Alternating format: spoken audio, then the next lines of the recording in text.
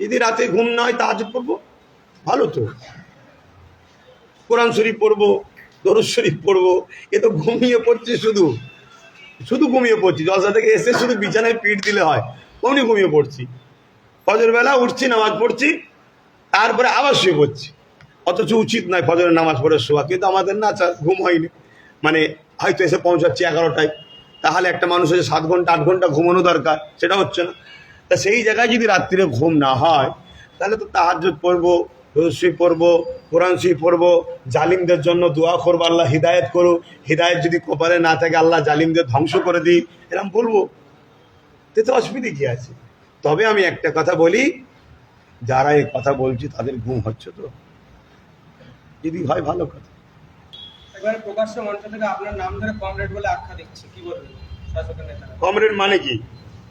নেতা কমরেড মানে আমি যতটুকু শুনেছি সাথী, বন্ধু, দোস্ত। আমি যদি তার দোস্ত হই তাই মনে বলছে নাকি আমি তার দোস্ত? আমি জানি না কে এইসব কথা বলছে, তবে আমি এতটুকু বুঝি, আমার নাম মোহাম্মদ আব্বাস সিদ্দিকী আল কোরাইশি। আমি নবী বংশের আওলাদ।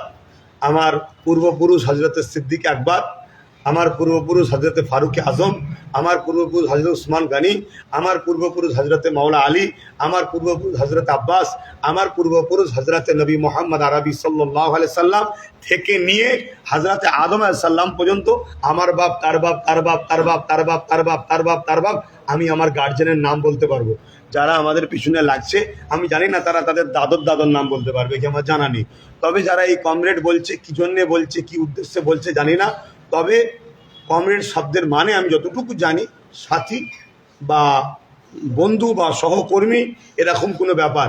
আমাকে কেউ সহকর্মী বলে ডাকছে কি সাথী বলে ডাকছে, সেটা সে ভালো বলতে পারবে, আমি জানি না বিষয়। এক ব্যক্তির নামে একাধিক অভিযোগ আছে, এলাকার তৃণমূলের নেতা ঘর ভাঙা থেকে শুরু করে, আর মানে তৃণমূলের নেতা ছাড়া, বিজেপির নেতা ছাড়া কার বিরুদ্ধে অভিযোগ থাকবে রে বাবা? হ্যাঁ বলেন। সাধারণ মানুষের একেবারে তার উপরে বহুত অভিযোগ যে এলাকাকে অতিষ্ঠ করে রেখেছে, সেই ব্যক্তি আপনাকে স্টেজ থেকে হিটলার আখ্যা দিচ্ছে, কি বলবেন? মানে নকলের গায়ে লেখা আছে নকল হয়তো সব, এরম ধরনের ব্যাপার। তা আমি এই বিষয়ে কি বলবো?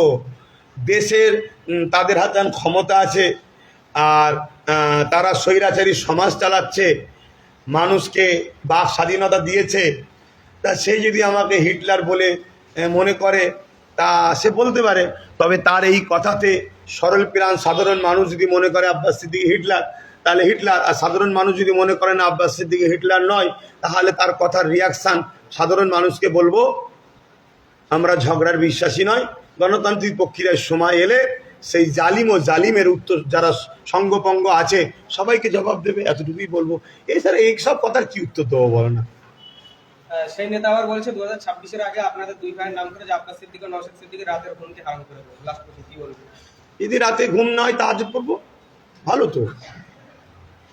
কোরআন শরীফ পড়বো, দরুদ শরীফ পড়বো, এ তো ঘুমিয়ে পড়ছি, শুধু শুধু ঘুমিয়ে পড়ছি। জলসা থেকে এসে শুধু বিছানায় পিঠ দিলে হয়, অমনি ঘুমিয়ে পড়ছি। ফজর বেলা উঠছি, নামাজ পড়ছি, তারপরে আবার শুয়ে পড়ছি। অথচ উচিত নয় ফজরের নামাজ পড়ে শোয়া, কিন্তু আমাদের না ঘুম হয়নি। মানে হয়তো এসে পৌঁছাচ্ছি 11টায়, তাহলে একটা মানুষের 7 ঘন্টা 8 ঘন্টা ঘুমানো দরকার, সেটা হচ্ছে না। তা সেই জায়গায় যদি রাত্রিরে ঘুম না হয়, তাহলে তো তাহাজ্জুদ পড়বো, দরুদ শরীফ পড়বো, কোরআন শরীফ পড়বো, জালিমদের জন্য দোয়া করবো, আল্লাহ হিদায়ত করো, হিদায়ত যদি কপালে না থাকে আল্লাহ জালিমদের ধ্বংস করে দিই, এরকম বলবো। তো অসুবিধে কি আছে? তবে আমি একটা কথা বলি, যারা এই কথা বলছি তাদের ঘুম হচ্ছে তো, যদি হয় ভালো কথা।